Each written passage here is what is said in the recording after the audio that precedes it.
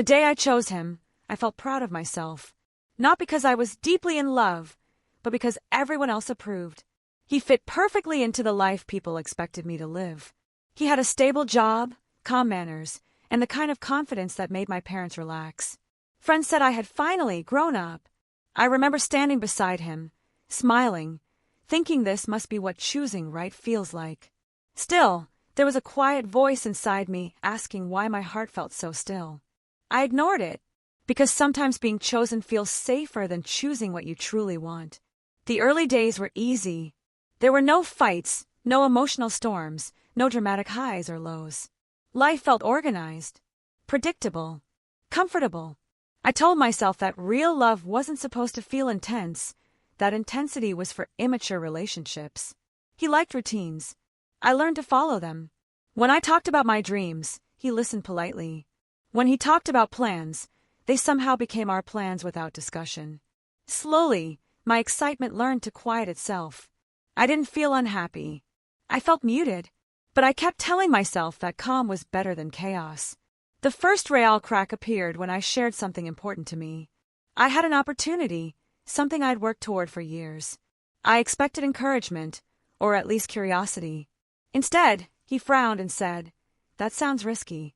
Why would you complicate things?" I laughed, embarrassed for wanting more. That night, lying next to him, I realized he wasn't excited about my growth. He was comfortable with who I already was, as long as I didn't change. I told myself love meant compromise.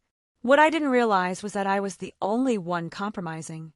I didn't disappear all at once. I shrank slowly. I stopped sharing ideas that made him uncomfortable. I celebrated my wins quietly alone.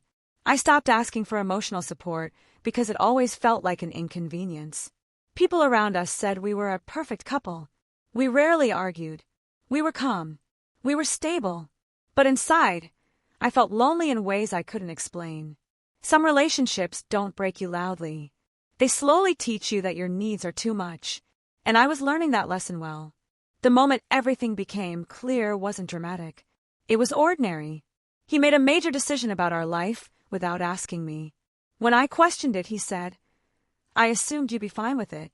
You usually are." That sentence hit harder than any argument ever could. Because he was right. I had trained him to assume my silence meant agreement. That night, I cried for hours, not because of what he did, but because I finally admitted the truth. I hadn't chosen a partner. I had chosen comfort over connection. And I was paying for it every day. Leaving didn't happen immediately. I stayed longer than I should have because leaving meant admitting I had chosen wrong. It meant disappointing people. It meant starting over. Every day I stayed, I felt heavier. I felt unseen, unheard, slowly resentful. I was lonely while sharing a life with someone, exhausted from explaining why I needed more than just peace. The pain of staying began to outweigh the fear of leaving. And once that balance shifts, nothing feels the same again. When I finally spoke the truth, my voice shook. I told him I was unhappy, that I felt alone, that I felt like I had disappeared in our relationship. He looked genuinely surprised.